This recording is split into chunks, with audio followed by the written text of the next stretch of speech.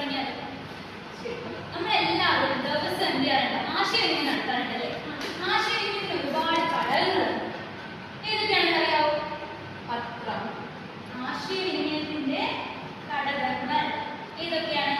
Sender, sender, message, ഇതിൽ medium എന്ന് പറയുന്നത് എന്താണ്? മീഡിയം എന്ന് പറയുന്നത് എന്താണ്? ആശയവിനിമയം നടത്താനുള്ള മാധ്യമം. ആശയവിനിമയം നടത്താൻ നമ്മൾ എന്താണ് ഒരാളിൽ നിന്ന് മറ്റൊരാളിലേക്ക് ആശയവിനിമയം നടത്താൻ സഹായിക്കുന്ന ഒരു വഴിയാണ് എന്തെന്ന് പറയുന്നത് മീഡിയം എന്ന് പറയുന്നത്. നമ്മൾ ഏതൊക്കെ മാധ്യമങ്ങളിലൂടെ ആശയവിനിമയം നടത്താറുണ്ട്?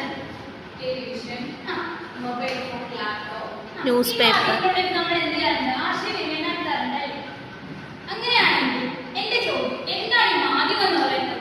വിവരം കൈമാറാൻ വേണ്ടി ഉപയോഗിക്കുന്ന വിവരം ജനങ്ങളിലേക്ക് എത്തിക്കുന്ന അതെ, എന്താണ് വിവരങ്ങൾ ജനങ്ങളിലേക്ക് എത്തിക്കാൻ സഹായിക്കുന്ന ഒരു മാർഗമാണ് എന്തെന്ന് പറയുന്നത് മാധ്യമം എന്ന് പറയുന്നത്. എന്നാൽ പഴയകാല മാധ്യമ രീതികൾ ഏതൊക്കെയാണ്? ഇതൊക്കെ എന്താണ്? പഴയകാല മാധ്യമ രീതികളാണ് അല്ലേ? ഇന്ന് നാം ഉപയോഗിക്കുന്ന മാധ്യമ രീതികൾ പഴയ കാലത്ത് ഇതുപോലെ തന്നെയാണ്?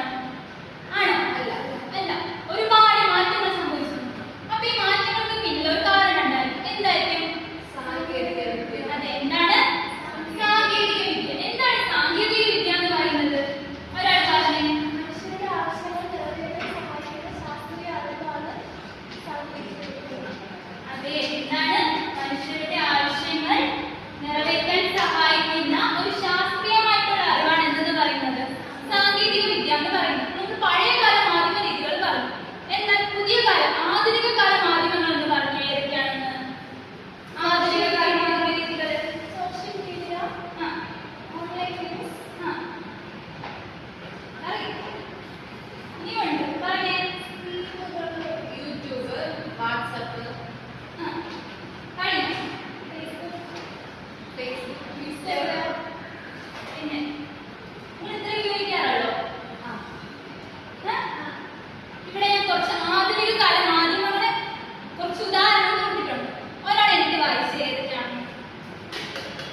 ആധുനിക മാധ്യമങ്ങൾ, സാമൂഹ്യ മാധ്യമങ്ങൾ, ഓൺലൈൻ വാർത്താ പോർട്ടലുകൾ, തത്സമയ പ്രക്ഷേപണ സേവനം. ഈ രീതികൾ ഉപയോഗിച്ചുകൊണ്ട് മാധ്യമങ്ങളെ കാണാറില്ലേ? കാണാറുണ്ട്. അങ്ങനെയാണെങ്കിൽ മാധ്യമങ്ങളുടെ വികസനത്തിന് സാങ്കേതിക വിദ്യ എങ്ങനെയൊക്കെ സഹായിക്കുന്നു? പുതിയ മാധ്യമങ്ങളുടെ വികസനം അല്ല, സാങ്കേതിക വിദ്യയുടെ വികസനം കൊണ്ട് എന്ത് ചെയ്യുന്നു?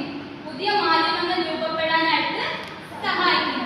അങ്ങനെയാണെങ്കിൽ മാധ്യമങ്ങളിൽ സാങ്കേതിക വിദ്യയുടെ പങ്ക് എന്താണ്? ഈ ഒരു മാധ്യമങ്ങളുടെ വികസനത്തിൽ സാങ്കേതിക വിദ്യക്ക് എന്തുണ്ട്? വളരെ വലിയൊരു പങ്ക് തന്നെ ഉണ്ട്. നിങ്ങൾ AI നിർമ്മിത ബുദ്ധി എന്ന് കേട്ടിട്ടുണ്ടോ? കേട്ടിട്ടുണ്ടോ? എന്താണ് AI നിർമ്മിത ബുദ്ധി? നമ്മുടെ മാധ്യമങ്ങളെ എങ്ങനെയൊക്കെ സ്വാധീനിക്കുന്നു? നമുക്ക് വളരെ ദൂരെയുള്ള കാര്യങ്ങളൊക്കെ അറിയാൻ പറ്റും.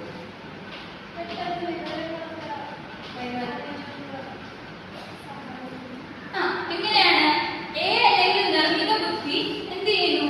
മാധ്യമങ്ങളുടെ വികസനത്തിനും വിവരവിനിമയത്തിനായിട്ട് എന്ത് ചെയ്യുന്നു?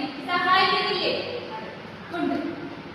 അങ്ങനെയാണെങ്കിൽ നമ്മളിപ്പോൾ സാങ്കേതിക വിദ്യയും മാധ്യമങ്ങളും നോക്കും. ഇതിൽ നല്ല വശങ്ങളും കാണും, ദോഷവശങ്ങളും കാണും, ഇല്ലേ? നമ്മൾ എന്തൊന്ന് എടുത്താലും അതിന് നല്ല വശങ്ങളും കാണും, ദോഷവശങ്ങളും കാണും, ഇല്ലേ? നിങ്ങൾ ഓൺലൈൻ ഉപയോഗിക്കുന്ന ആളാണ്, നിങ്ങൾക്ക് തന്നെ അറിയാം ഇതൊക്കെ നല്ല വശങ്ങൾ ഉണ്ടെന്നും ഏതൊക്കെ ദോഷവശങ്ങളുണ്ടെന്നും. അപ്പൊ മാധ്യമങ്ങൾ സാങ്കേതിക വിദ്യയിലെ നല്ല വശങ്ങൾ ഒരാൾ പറഞ്ഞേ, ഒരെണ്ണം പറഞ്ഞ ഒരാൾ. ആശയവിനിമയം വളരെ പെട്ടെന്ന് നടത്താൻ. അങ്ങനെയൊക്കെ ദോഷവശം പറഞ്ഞേ. തെറ്റായ വാർത്തകളൊക്കെ പ്രചരിപ്പിക്കുന്നതുകൊണ്ട് ഒരു നല്ല വശം പറഞ്ഞേ.